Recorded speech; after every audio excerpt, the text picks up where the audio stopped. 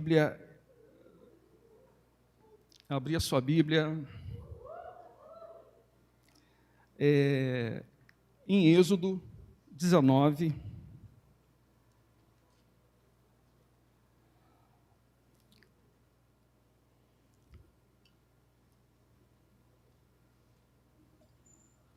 Tem um irmão sem camisa aqui na...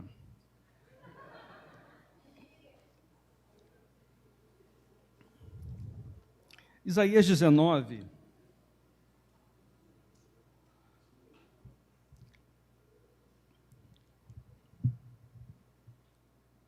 Quem achou diz amém. É um texto, nós vamos ler alguns textos aqui. Esse texto é um texto de passagem, é só para fazer um pano de fundo aqui do que eu quero ministrar para vocês hoje. Quem achou diz amém. Êxodo 19, a partir do verso 5, diz assim: Agora, se diligentemente ouvirdes a minha voz e guardardes a minha aliança, sereis a minha propriedade peculiar entre todos os povos, embora toda a terra seja minha. Vós me sereis reino sacerdotal e nação santa. São estas as palavras que falarás aos filhos de Israel. Repetindo o verso 6, vós me sereis reino sacerdotal e nação. Estas são as palavras que falarás aos filhos de Israel. Esse texto aqui, irmãos, é Moisés no Monte Sinai, com informações para falar para o povo. O povo tinha acabado de sair da escravidão no Egito. E o Senhor estava começando a tratar com um povo ali, e a gente percebe, lendo o Antigo Testamento, desde quando Deus se manifesta para Abraão, que Deus faria, de Abraão pai de nações. E a gente percebe que Deus escolhe o povo de Israel, embora toda a terra fosse do Senhor, Deus escolhe o povo de Israel para ser como se fosse uma agência missionária. Deus deu leis para Israel para que as nações em volta olhassem para Israel e percebessem que não havia leis tão justas e também não havia um Deus tão próximo de Israel. E aí, esse é o desejo de Deus, e você vai conhecer a história do povo chegando no deserto, passando 40 anos no deserto. Moisés morre, Josué se levanta no lugar de Moisés, ele assumindo essa posição de Moisés, ele vai conquistar a terra prometida, e depois você vai perceber o tempo de Juízes. O tempo dos Juízes ali abrange mais ou menos 350 anos, e você vai perceber que esse povo que Deus tira do Egito com mão forte, o Mar Vermelho se abrindo, os milagres que aconteceram, esse povo, fica muito claro isso no livro de Juízes, um povo de altos e baixos, sabe? Um povo que não conhecia as leis, que não conhecia os princípios de Deus, e para uma nação perder a informação foi porque os pais não contaram para os filhos o que Deus havia feito,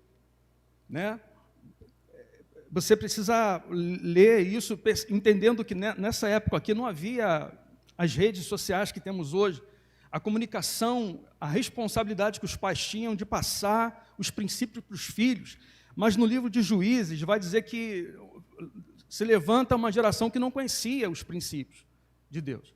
Você vai lembrar de Gideão, Você lembra da história de Gideão, que Deus levanta Gideão, os seus 300 homens, lembra daquela...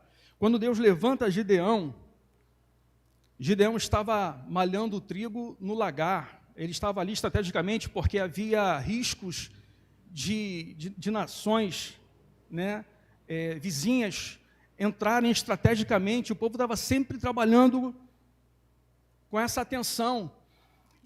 E quando o anjo do Senhor aparece para Gideão, Gideão fala assim: se o Senhor é conosco, por que nos acontece isso aqui? Por que nós estamos cercados? Por que nós estamos... Você vai lembrar que o livro de Juízes era esses ciclos, né? Era esse loop que sempre se repetia. O povo se desviava de Deus, aí uma nação vizinha vinha sobre eles e tornava-os escravos. Aí, quando ficava desconfortável, eles buscavam a Deus. Deus levantava um libertador, um juiz. Deus dava o livramento, a nação se renovava, mas passava um tempo, eles se desviavam de novo de Deus. Vinha uma nação, né, eles ficavam desconfortáveis, alguém clamava, Deus levantava um líder. E isso foi acontecendo no livro de Juízes o tempo todo, né? E um desses líderes que estou falando, que foi Gideão, ele vai dizer, se o Senhor é conosco, por que esse mal nos sobreveio? Aí o Senhor, eu percebo uma inteligência, um jeito lindo de Deus tratar com o homem, porque Deus primeiro vai falar com Gideão, vai convencê-lo, e quando Gideão se posiciona, tudo bem, pode me usar, o que eu posso fazer? Aí Deus fala assim, primeira coisa, Gideão, quebra aquele centro de macumba que tem na casa do teu pai, quebra aquele poste ídolo que está lá, que teu pai levantou.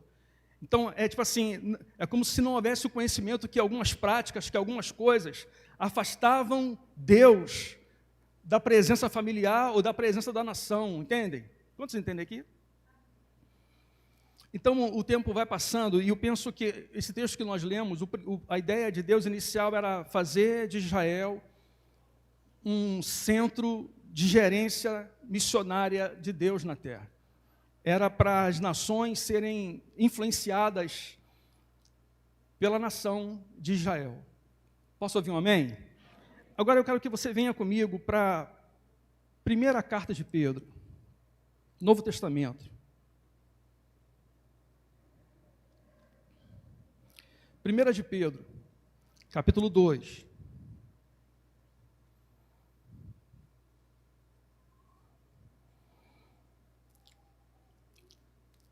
Primeira de Pedro, capítulo 2, o verso 9, olha o que Pedro vai dizer. Vós, porém, sois a geração eleita, o sacerdócio real, a nação santa, o povo adquirido, para que anuncieis as grandezas daquele que vos chamou das trevas para a sua maravilhosa luz. Antes não eres povo, mas agora sois povo de Deus. Antes não tinhas alcançado misericórdia, mas agora alcançaste misericórdia. A declaração que nós lemos de Moisés em relação à nação, que Deus manda Moisés falar para a nação, eu percebo que Deus manda Pedro dizer para a igreja. E o que Pedro, no Novo Testamento, uma carta dirigida à igreja, vai dizer algo muito parecido com o que o povo lá no Velho Testamento ouviu de Moisés. Vós sois a geração eleita, o sacerdócio real, uma nação separada, santa, para anunciar as virtudes daquele que vos chamou, nos tirou das trevas para a sua maravilhosa luz. Ele vai dizer assim, antes não eres povo, mas agora sois povo de Deus. Antes não tinhas alcançado misericórdia, mas agora alcançaste misericórdia. Quando o povo sai do Egito, lá no Velho Testamento, e vem para o deserto, Deus começa naqueles tratamentos ali de dar lei. Não existe nação sem lei.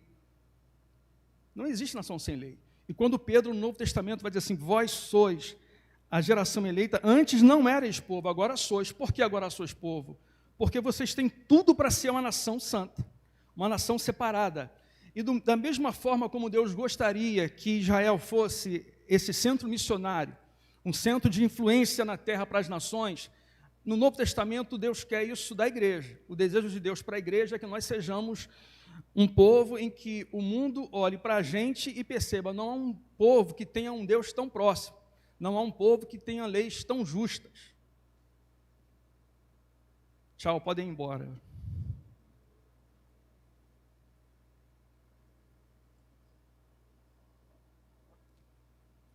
E nós, como povo, cujas cartas do Novo Testamento é o destino, né? As cartas foram destinadas para nós. Mas o Antigo Testamento, nós quando lemos o Antigo Testamento, nós precisamos ler e ver assim, Deus tinha um projeto para esse povo, e agora Deus tem um projeto conosco. A gente precisa perceber o que aconteceu lá que falhou, para a gente não cometer os mesmos erros. E aí eu quero te convidar a abrir a sua Bíblia em Isaías. Isaías, capítulo 30.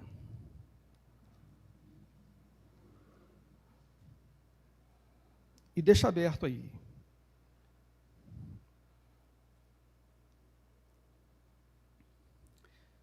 Isaías, capítulo 30. Isaías é o profeta conhecido pelos estudiosos como o profeta messiânico, o profeta que mais profetizou sobre o Messias. Esse tempo aqui do profeta Isaías foi o tempo em que o reino do norte havia sido levado cativo pela Síria. A Síria era a grande potência desse momento em que o profeta Isaías viveu. E a Síria estava cercando Jerusalém, já tinha tomado as cidades de Judá, que era o reino do sul, e a capital aqui do sul, Jerusalém, estava sendo cercado. O rei desse tempo aqui de Judá era o rei Ezequias. Estava cercado, e uma das formas de uma nação subjugar a outra era apenas cercando o território, porque naquele território, quando havia o cerco, nada entrava e nada saía. Portanto, era questão de dias. O que havia de subsistência para eles acabar. O que havia de alimento ia terminando ali, havia uma escassez das coisas ali, havia um desconforto muito grande. Era uma das estratégias de um reino subjugar o outro. E também uma forma de um reino subsistir era fazer alianças com outras nações. Eu queria ler esse texto com vocês.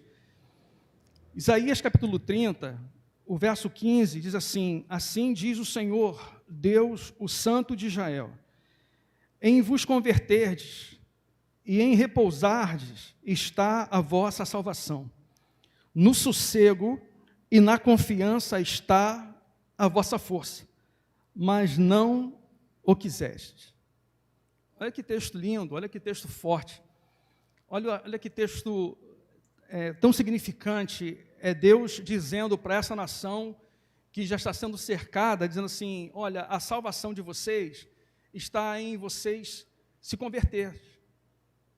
O que é uma conversão? É você estar indo para a direita e se converter, é você fazer a conversão e ir para o caminho oposto. Se você estava indo para o leste, você dá meia volta e vai para o leste. Se está indo para o norte, dá meia volta e vai para o sul. É você sair da rota. O Senhor está falando assim, vocês lembram aquele texto maravilhoso que nós conhecemos de cor, né? Se o meu povo, que se chama pelo meu nome, se humilhar, orar, buscar a minha face e se arrepender dos seus maus caminhos, eu ouvirei do céu, perdoarei os pecados e sararei a terra. Esse texto está falando da conversão. Esse texto é o texto que Deus aparece para Salomão, um dia depois que ele inaugura o templo, né? Foi um evento que parou a nação toda se movimentou para construir o templo. Aquele templo, aquela obra suntuosa que Salomão constrói. É maravilhoso, no dia da inauguração, a glória do Senhor enche, os sacerdotes não conseguem ficar de pé, e de noite, Deus aparece para Salomão e fala assim: Salomão, a partir de agora os meus olhos e os meus ouvidos estão atentos e abertos à oração desse lugar. Ele vai dizer assim: olha só, é Deus falando, se eu enviar as pragas, se eu fechar os céus, essas duas coisas, fechar os céus e enviar pragas, para um contexto de agricultura e pecuária, era o suficiente para trazer escassez. Quando Deus fecha o céu e quando Deus envia as pragas, Ele está tocando na vida financeira da nação. Está havendo uma escassez quando acontece isso. Então Deus está falando assim, Salomão, se eu fechar os céus, se eu enviar as pragas, quando você ler o verso seguinte, você vai entender por que Ele fechou o céu e por que Ele enviou as pragas. Ele vai dizer assim: se o meu povo, que se chama pelo meu nome, se arrepender. O que é se arrepender? É se arrepender de coisas, né, Quando Deus nos chama ao arrependimento, é porque nós fizemos algo que desagradou a Ele. Amém ou não amém? Se o Senhor nos convida a orar, se eu estiver orando, irmão, Ele não vai precisar me chamar para orar. Se eu estiver em humildade, Ele não vai me chamar para ser humilde. Ele vai me chamar para ser humilde se eu estiver altivo. Se o meu povo, que se chama pelo meu nome, orar, buscar a minha face, se Ele está me chamando para buscar a face dele, é porque eu não estava buscando a face dele. Se arrepender dos maus caminhos, eu ouvirei do céu, perdoarei os pecados e sararei a terra. Se a terra está doente, irmãos, é porque houve brecha. Nesse contexto do Antigo Testamento, quero que vocês aprendam as lições com a nação que Deus escolheu para ser a gerente missionária, o ambiente que iria gerenciar as missões de Deus aqui na terra, Velho Testamento. Aí aqui, no texto de Isaías, o Senhor fala assim, em vos converterdes e em repousardes está a vossa salvação, no sossego e na confiança está a vossa força. Mas vós não quiseres. E aí, quando nós vamos ler o início do texto, por favor, leiam comigo, capítulo 30, do 1 ao 3, está escrito assim, ai dos filhos rebeldes, diz o Senhor, que tomaram conselho, mas não de mim, que se cobriram com uma cobertura, mas não do meu espírito, para acrescentarem pecado a pecado, que descem ao Egito sem me consultar, para se fortificarem com a força de Faraó, e para se refugiarem na sombra do Egito. A proteção de Faraó, porém, será para vós motivo de vergonha, e a sombra do Egito vos trará confusão. Por exemplo, quando Deus ele dá livramento ao seu povo do Egito, o Senhor fala assim, por esse caminho que vocês estão saindo, vocês não tornarão para lá. Quando Deus está tirando o povo dele da escravidão do Egito, o Senhor está dizendo, olha, eu vou levar vocês para um caminho, e vocês não voltam para cá. Imagina um povo que foi liberto de um ambiente, mas um tempo depois ele quer fazer aliança com um povo de que um tempo foi cativo. Isso aqui é muito importante, irmãos, porque o Senhor, através do profeta Isaías, ele está reclamando com o povo. Com esse povo, com o mesmo povo que há um tempo atrás, coloca aí 600 e poucos anos atrás, era cativo do Egito. A história, havia o registro disso, eles conheciam isso, mas agora eles, para se fortificar, inclusive, o primeiro rei de Israel, Saul, o segundo Davi, o terceiro Salomão, você vai lembrar que Salomão, ele teve muitas esposas, lembra? Ele teve muitas esposas, e dentre as esposas, ele se casou com uma filha de Faraó. Para mim, aqui está o maior problema de Salomão, ter se casado com a filha de Faraó. Houve influência de satanismo em Israel. Postes ídolos foram levantados, ídolos do Egito. Alta feitiçaria do Egito estava nos arredores do palácio do rei. Sabe, e você vai lembrar que, nesse tempo, o rei, para proteger o seu império, ele fazia aliança com outras nações, e uma das formas de fazer aliança era se casar, dar suas filhas em casamento com outro reino, porque quando houvesse uma guerra de qualquer lado, eles convidavam esse rei que tinha aliança para se juntar, para ir para a guerra. Isso era um movimento para proteger. Só que, embora isso seja uma estratégia que acontecia, o nosso Deus é um Deus zeloso. O nosso Deus, quando ele está tirando o povo lá do Egito, ele fala assim para o povo, olha, vocês estão saindo do Egito, vocês vão em direção a uma terra prometida, e daqui para lá, inimigos se levantarão. Ele vai dizer assim, quando se levantar um exército maior do que o exército de vocês, um exército que tem um poder bélico maior do que o de vocês, Deus fala assim, não tenham medo, eu, o Senhor vosso Deus, estarei com vocês. Se for necessário, eu envio vespões na frente. Quem viu Nárnia aqui? A natureza se revoltando para proteger. Sabe? eu não sei, irmão, se você acredita, mas eu creio que esse Deus é o mesmo. Ele é o Deus que Ele quer se revelar para nós, e quando a gente tem um nosso comportamento influenciado pela palavra, no seguinte aspecto: cada movimento, cada decisão que eu tiver que tomar, cada movimento que eu fizer, eu não vou fazer confiando na minha astúcia, confiando na minha inteligência. Eu vou até usar o meu cérebro para fazer planos, mas depois de feito, a gente leva a carta para Ele e fala: Senhor, eu pensei, aqui estão os meus planos, mas eu confio no Senhor.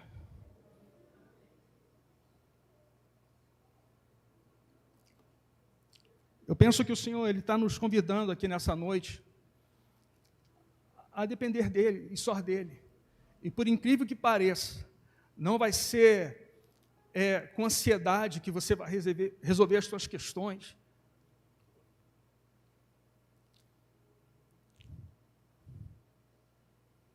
Por incrível que pareça, o Senhor está nos convidando e nos dizendo: é no sossego, é no descanso que está a vossa salvação. Deus, Ele nos convida para descansar. Eu posso até ser literal aqui. Deus nos convida para dormir.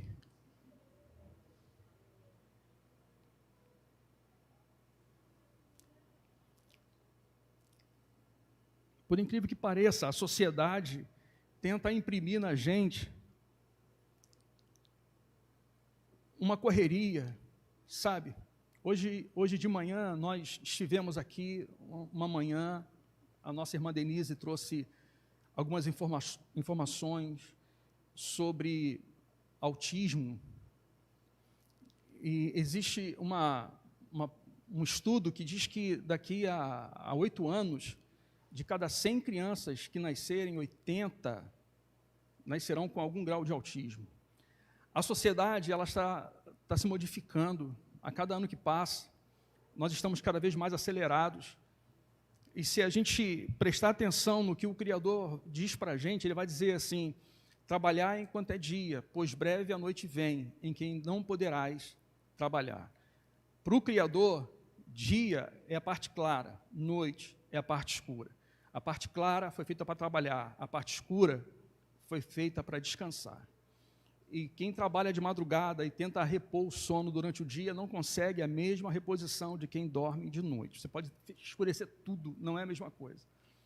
Então, se a gente levar a sério o que o Criador diz, a gente vai entender que Ele quer que a gente tenha um dia de descanso e que a gente pense na noite como uma celebração, sabe? Uma liturgia para descansar.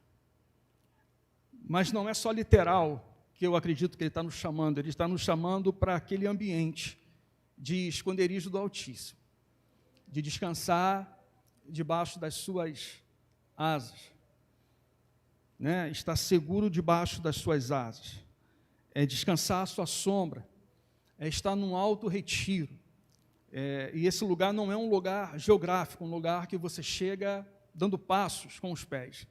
Esse lugar é um lugar que você chega dando passos com o coração. O esconderijo do Altíssimo, ele pode ser qualquer lugar, pode ser uma fila de banco, pode ser um transporte público, pode ser aqui na igreja.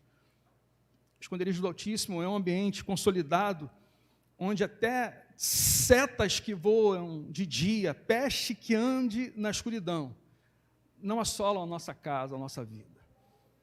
Esconderijo do Altíssimo, eu posso receber informações, e aquela informação não vai mudar o meu dia. Uma má notícia que chega, um diagnóstico médico, não vão me abalar. Porque no esconderijo do Altíssimo, o medo não tem vez. Então, eu quero te encorajar a buscar esse lugar de descanso. Sabe, na leitura do texto, a gente vai perceber algumas características quando nós lemos o verso 9 e o verso 11 do capítulo 30. Do 9 ao 11 diz assim: este é um povo rebelde, filhos mentirosos, filhos que não querem ouvir a lei do Senhor. Dizem aos videntes, não vejais, e aos profetas, não profetizeis para nós o que é reto. Dizei-nos coisas agradáveis, e tende para nós enganadoras bajulações. Esse povo aqui, eles não queriam ouvir o profético reto, a palavra reta de Deus. O profético no Antigo Testamento, a gente pode dizer de uma maneira simples que o sacerdote era aquele que representava Deus na presença do povo. Sabe? O sacerdote é aquele que representava o povo diante de Deus. O sacerdote ia diante de Deus representando o povo. O profeta é o contrário, o profeta é o que vem diante do povo dizendo o que Deus está querendo do povo. Se é para converter, se é para acertar alguma coisa que não foi percebida, sabe? O profeta é aquele que vai dar norte. Por isso que diz que sem profecia o povo se corrompe. Então, a profecia é que dá norte. E o povo desse tempo aqui, eles não estão querendo ouvir a profecia, eles até querem profetas, mas são profetas que com a grana ele profetiza o que você quiser que ele profetize. 150 anos depois desse tempo aqui, foi o momento em que o profeta Jeremias, ele é levantado como um profeta, onde ele exerce o seu ministério. E foi no tempo do profeta Jeremias que, de novo, a nação de Judá está cercada, agora por outro império, pela Babilônia, e agora, de fato, vai ser levado cativo. O profeta Jeremias, ele falava assim, a cidade cercada, e o rei costumava pedir conselho para o profeta, e tinha um montão de profeta dizendo, vai, rei, que a vitória é sua. Jeremias era o único que tinha a palavra assim, não esboça a reação, vai ser mais fácil se levantar a bandeira branca, se entregar, porque é o momento do juízo de Deus. Só que por ele ter essa palavra, o único que tinha esse profeta, ele foi preso, ele foi para a prisão.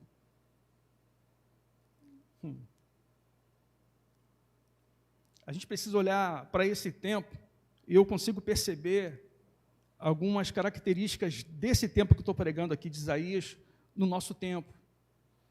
Porque em alguns ambientes, o auditório quer que o pastor pregue alguma coisa que faça cosquinha na alma.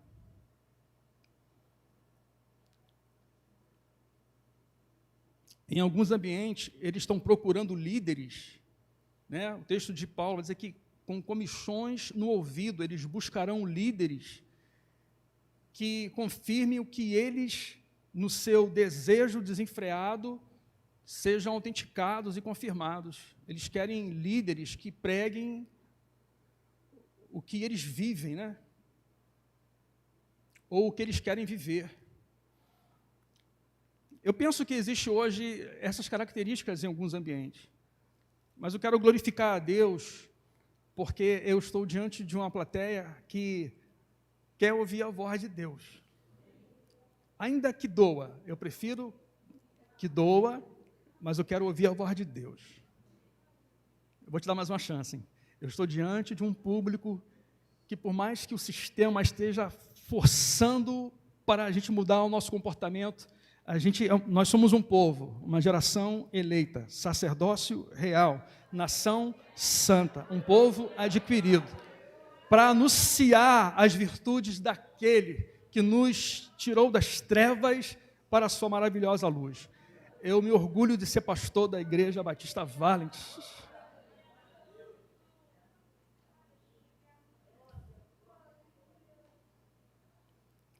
Oh, glória!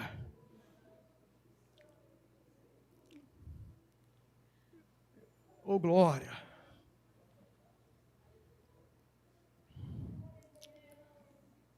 E aí a gente percebe que foi depois do terceiro rei, depois que Salomão morre, porque ele fez aliança com o Egito, o motivo dele se casar com a filha de Faraó foi para fortalecer, para proteger o seu trono, o seu território.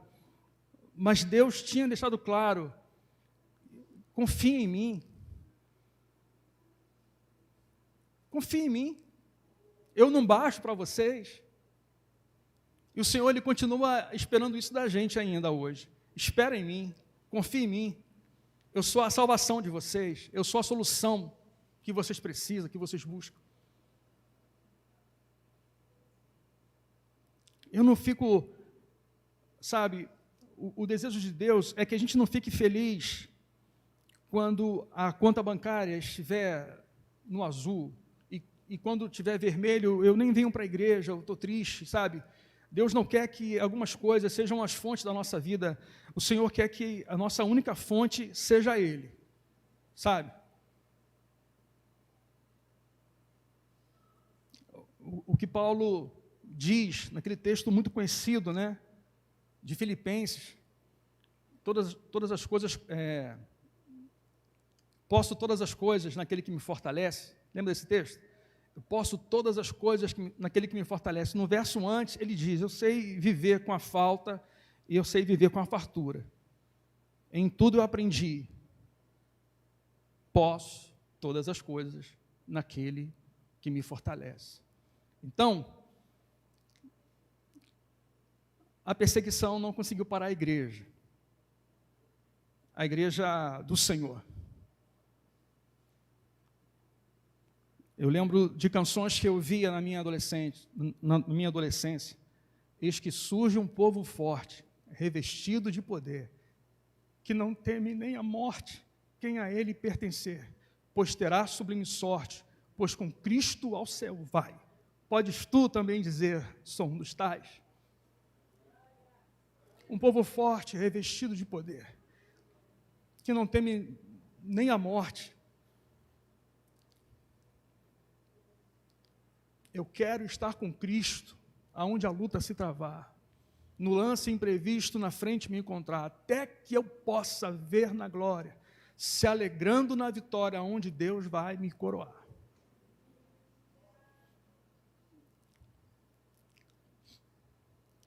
Eu glorifico a Deus porque o Senhor está nos dando essa identidade aqui na congregação.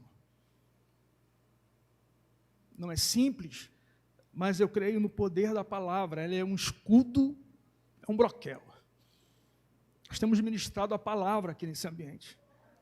E a palavra é a palavra de Deus. Ela vai e ela cumpre o seu propósito. Posso ouvir um amém? Esse povo aqui, eles só não estavam querendo profecias de bajulações. Eles não queriam saber da lei de Deus. Eles não queriam saber do profeta sério.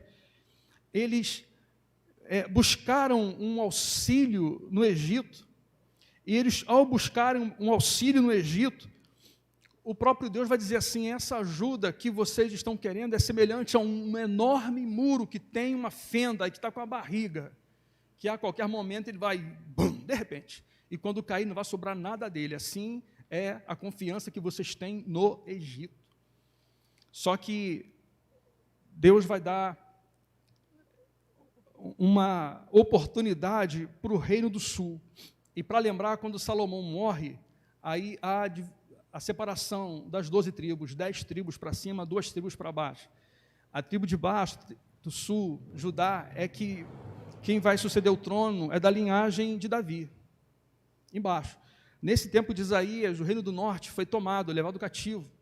E agora, eu acredito que agora também seria a vez, porque 150 anos depois, Judá vai ser levado cativo.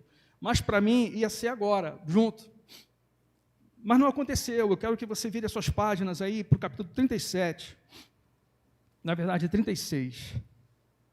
Deus vai ter misericórdia desse povo.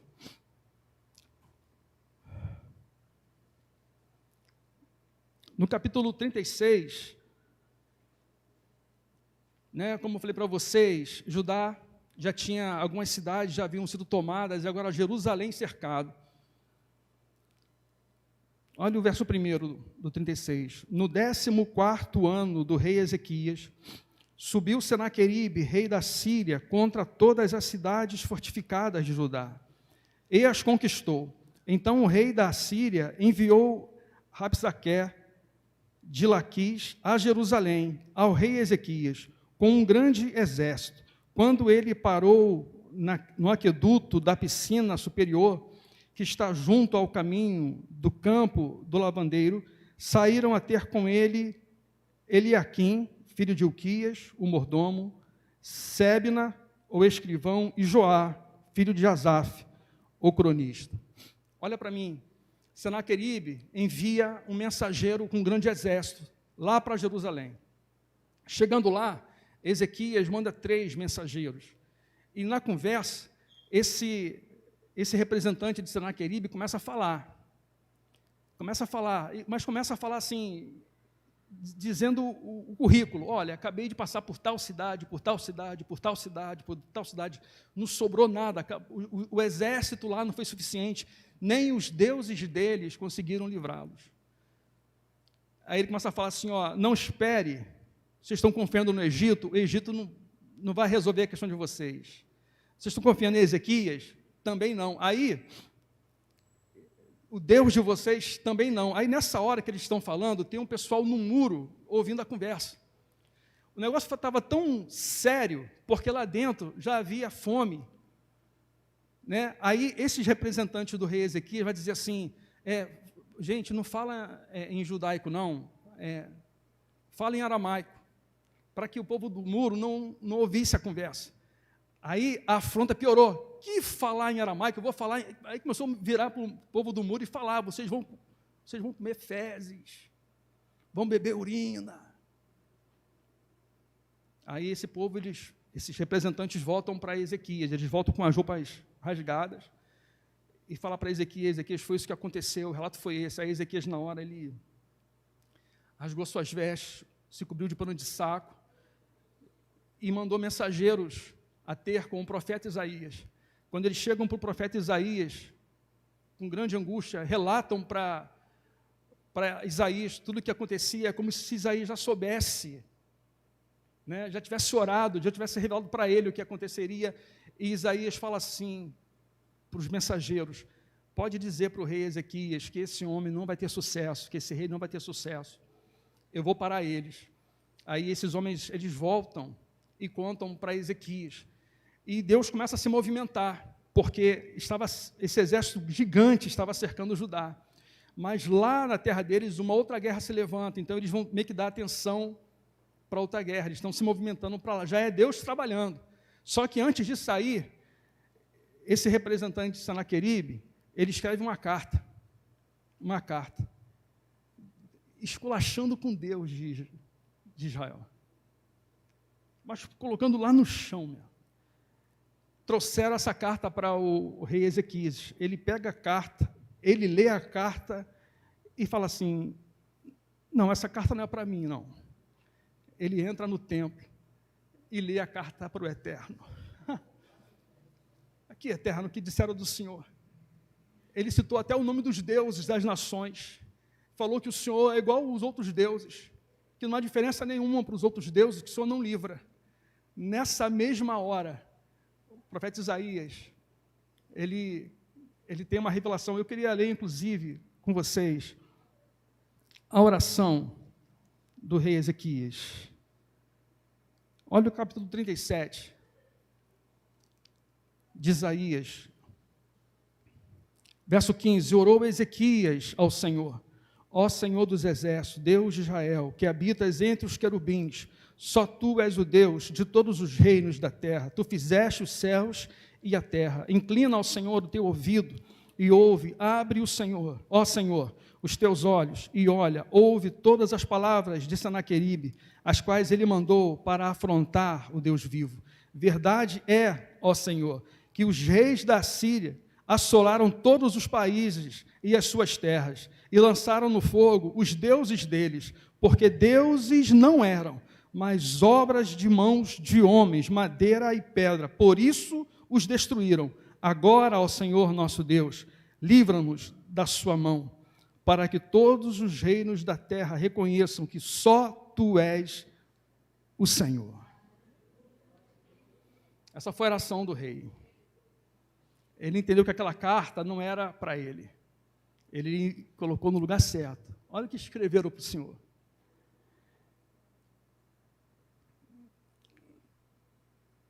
Aí o Senhor ele começa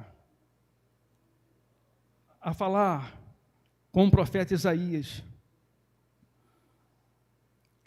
O livramento, capítulo 37, verso 29.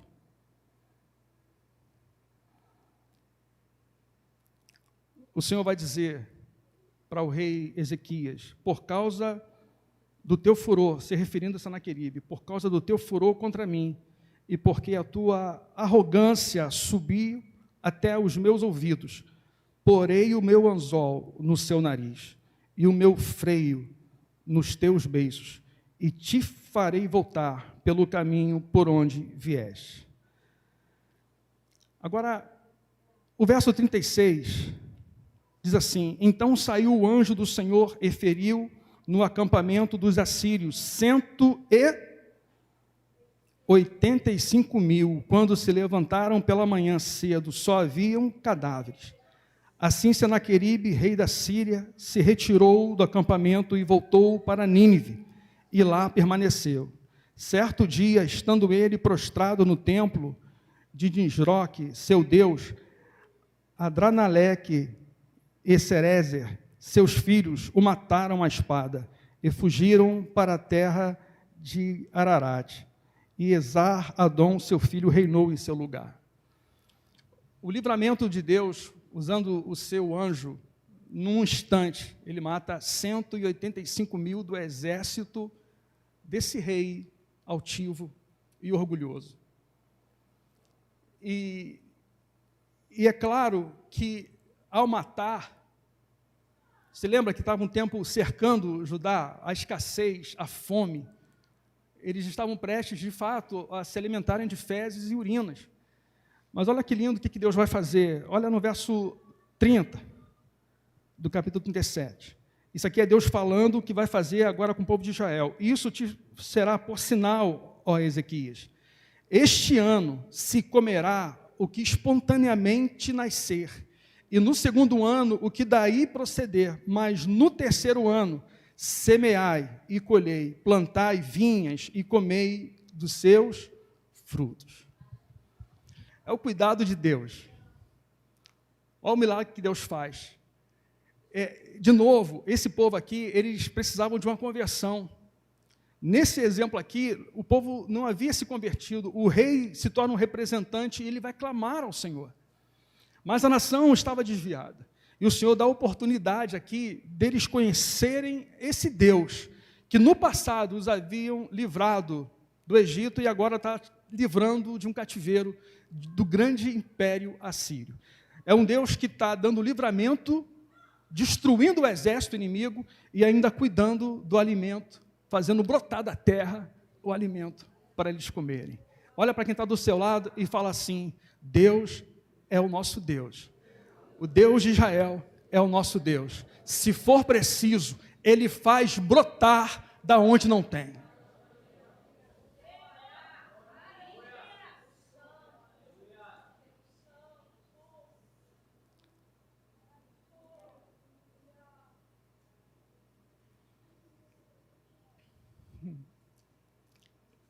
Oh, glória!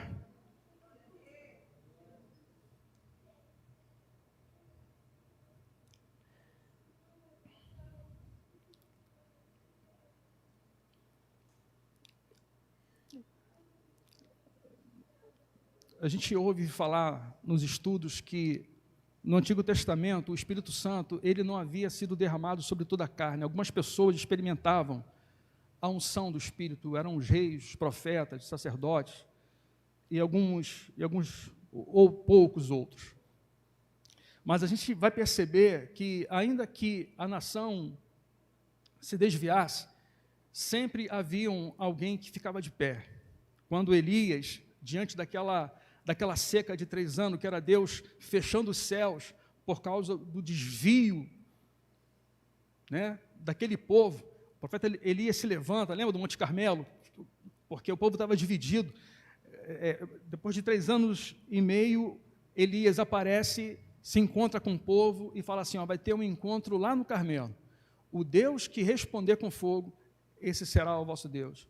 Aí o pessoal ficou assim, sério? É. O Deus que, porque a nação estava dividida, a nação estava adorando Baal, Acabe e Jezabel tinham influenciado Israel. E quando há o milagre, o fogo cai, né? E no outro dia, Jezabel fala assim, do jeito que você fez aos profetas, eu vou fazer contigo, você vai morrer também. Aí ele foge para uma caverna, lembra disso? Que ele foge, ele fala assim, só eu sobrei, Deus vai falar com ele na caverna, só eu sobrei. Deus fala assim, não, Elias, ainda tem 7.000 que não se dobraram.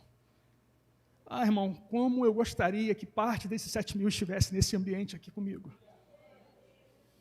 7.000 homens fiéis que não se dobraram, que ninguém conhece os seus nomes, que não tiraram selfie para dizer, olha a minha santidade. Não. Homens que se alegraram, que venceram reinos. 150 anos depois, quando Judá é levado cativo para a Babilônia, algumas pessoas foram levadas para a Babilônia. Daniel, Sadraque, Mesaque e Abednego, que já são os nomes que eles receberam lá na Babilônia, eles estão num ambiente em que Deus permitiu o cativeiro, mas pensa só, são pessoas que perceberam Deus permitir um desconforto, mas eles continuaram fiéis. Aí o decreto lá, vai tocar a trombeta, quando tocar a trombeta, o pessoal se ajoelha e descobriram que esses não se prostraram. Aí ficaram sabendo, trouxeram eles, né, para um evento exclusivo, ó, vai tocar a trombeta aqui, o rei está aqui, ali tem uma fornalha, quando tocar vocês se prostrem, pode ir embora. Porque se não se prostrar, é fornalha. Vai tocar agora, Sadraque, Mesaque e Abednego. Estou terminando a mensagem. Falam assim, não precisa perder tempo tocando a trombeta. Nós não vamos nos prostrar. Eles sabiam que isso era morte. E eles dizem assim, olha, o nosso Deus, Ele tem poder de nos livrar de lá, mas mesmo que Ele não nos livre, prostrar, a gente não se prostra. Sabe, uma convicção de quem Deus é? Essa convicção de quem Deus é, tomou a igreja primitiva. Os irmãos do primeiro século, quando você lê as histórias dos primeiros 100 anos da igreja, os nossos irmãos do primeiro século, eles viraram espetáculos nas arenas. Imagina um estádio hoje de futebol, onde o espetáculo não era o futebol, eram pessoas sendo trucidadas por leões, por não negar sua fé em Jesus.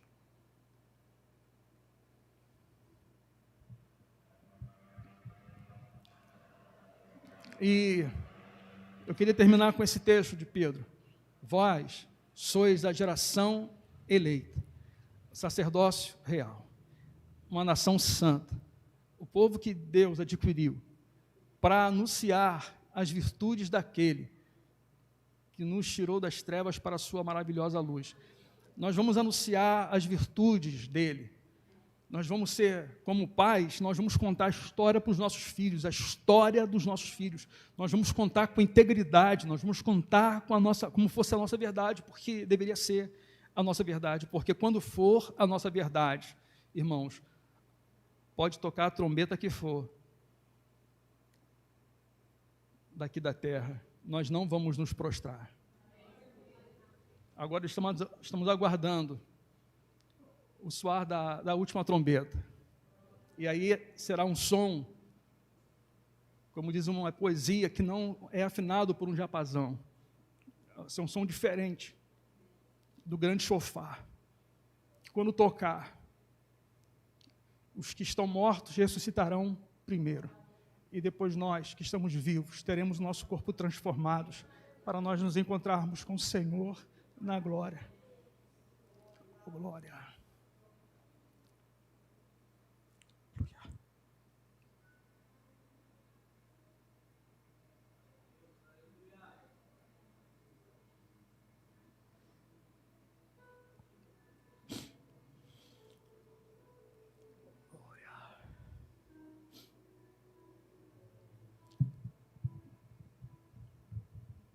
Aleluia.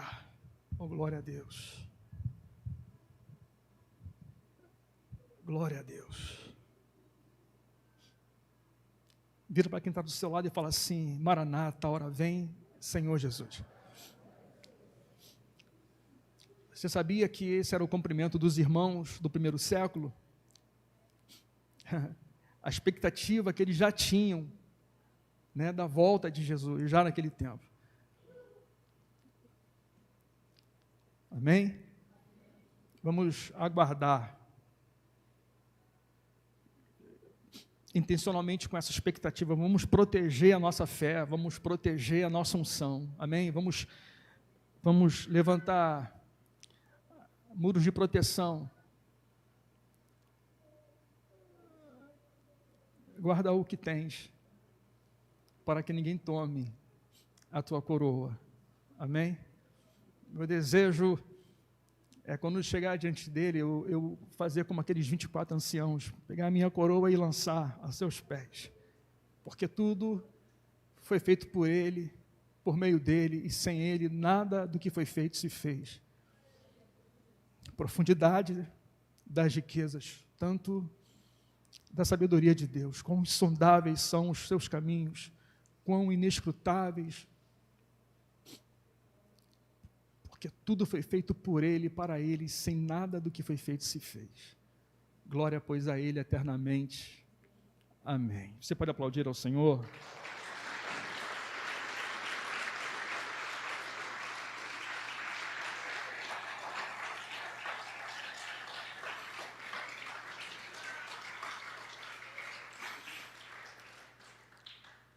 Então, o que o Senhor, ele reclama através do profeta Isaías com esse povo, é que esse povo, eles se cobriram, mas não do Espírito Santo. Pediram conselho, mas não a Ele. Então, vamos pedir conselho para o Senhor e vamos nos cobrir do Espírito Santo. Vamos ser cheios do Espírito Santo. Vamos ser influenciados pela santidade de Deus que é em nós. A semente que nós recebemos, ela precisa brotar dentro de nós. Ela precisa ser regada. Uma semente, se ela não receber a umidade, ela não morre. Então, nós recebemos a semente divina, vamos regar essa semente diariamente com as nossas orações, com as nossas súplicas, com a nossa meditação, com a nossa leitura diária, sabe, com a nossa devoção a Deus. Vamos começar os nossos dias adorando a Deus, vamos fazer disso a nossa arma de defesa e de ataque. Posso ouvir um amém? Amém. Que Deus nos abençoe. Eu quero convidar Vitor e a estreia da Giovana aqui hoje. Isso é profético, né, irmão? Quem entendeu aí o mistério? Giovana e Vitor vão ministrar o louvor aqui nessa noite. Enquanto eles ministram o louvor, você vai ter oportunidade de sair do seu lugar e trazer a sua contribuição. Fiquem de pé, por favor. Separa a sua contribuição aí.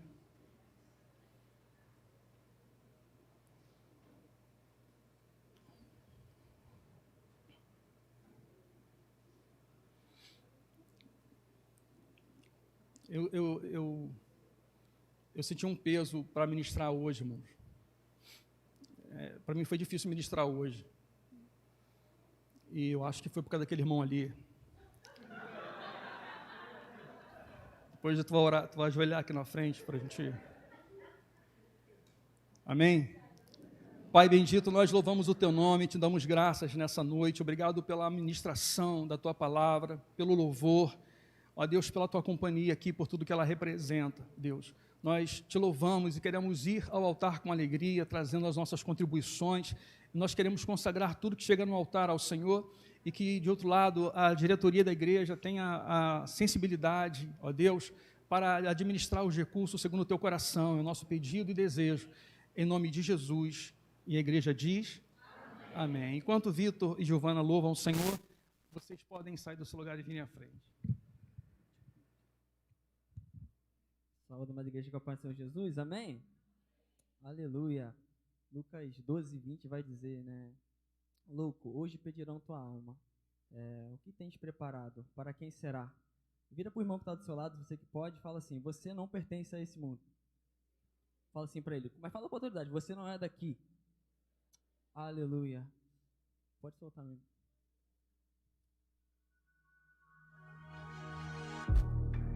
És adorado entre nós,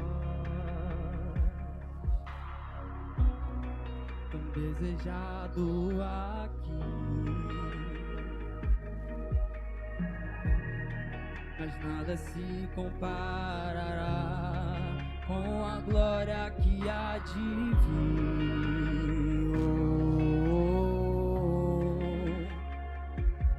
Eu não sou daqui, pra casa voltarei.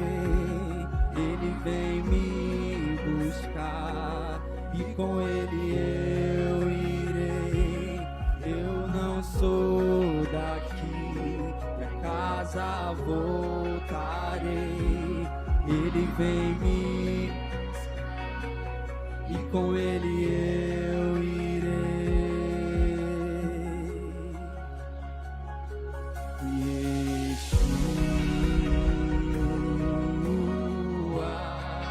O Messias aguardado, ele vem me buscar.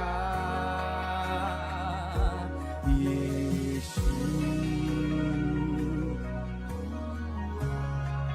o Messias aguardado, ele vem me buscar. Aleluia.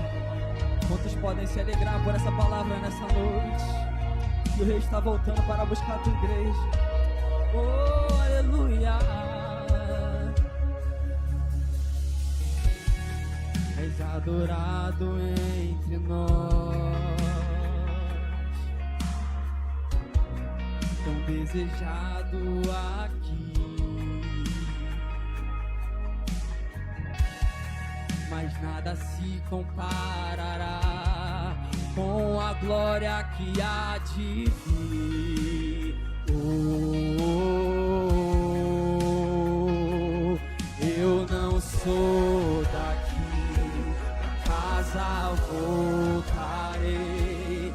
Ele vem me buscar e com ele eu irei. Eu não sou daqui, a casa voltarei. Ele vem me buscar. Yeshua, o Messias aguardado, ele vem me buscar. Ele vem. Yeshua, o Messias aguardado, ele vem me buscar. Em breve Jesus, o céu vai aparecer e todo joelho se dobrará e toda língua confessará. Mas a igreja será arrebatada, um piscar de olhos acontecerá. Mas a igreja será arrebatada, um piscar de olhos acontecerá.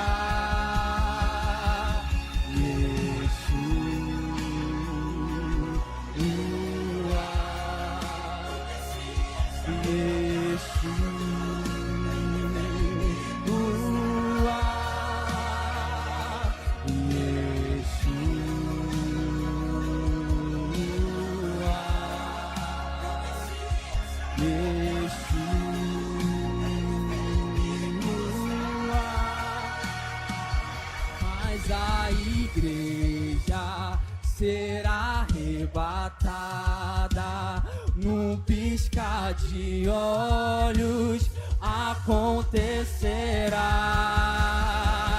Mas a igreja será arrebatada, num piscar de olhos acontecerá. acontecerá.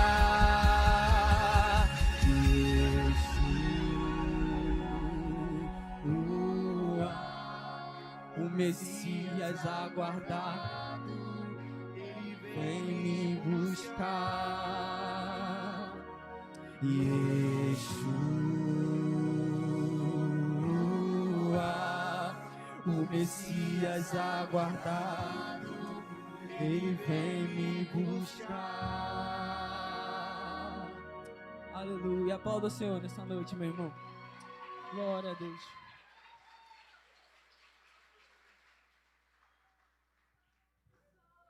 Glória a Deus. Quem está feliz aí, dá glória a Deus. Amém. Põe a mão no seu coração. Que o amor de Deus, nosso Pai, a graça de nosso Senhor e Salvador Jesus Cristo e as doces consolações do Espírito Santo de Deus permaneçam conosco. Toda a igreja diga amém. Antes de virar para o lado, queria lembrar para vocês que na terça-feira, às 4 da tarde, nós temos aqui o Chá com Elas, uma reunião de mulheres muito legal com a irmã Simônica. À noite, às 19h30, a reunião dos jovens e adolescentes. Na quarta-feira, a reunião de homens e mulheres aqui na igreja. Na sexta-feira de manhã, nós temos uma nova janela aqui de oração na igreja, às 9 da manhã. Tá? Você que gosta de orar ou não, venha estar conosco aqui de manhã, na direção da irmã Keila, irmã Alexandra e da irmã Carol. Tá bom, gente? E aos domingos, 9 horas, né, 1 hora antes da reunião da manhã e 1 hora antes, 9 horas da manhã tem oração aqui na salinha aqui em cima, e 18 horas também, todo domingo, aqui em cima, tá bom? Agora sim, vira para quem está do seu lado e fala assim: em todo tempo, sejam alvos as tuas vestes, e nunca falte o óleo sobre a sua cabeça. Deus abençoe.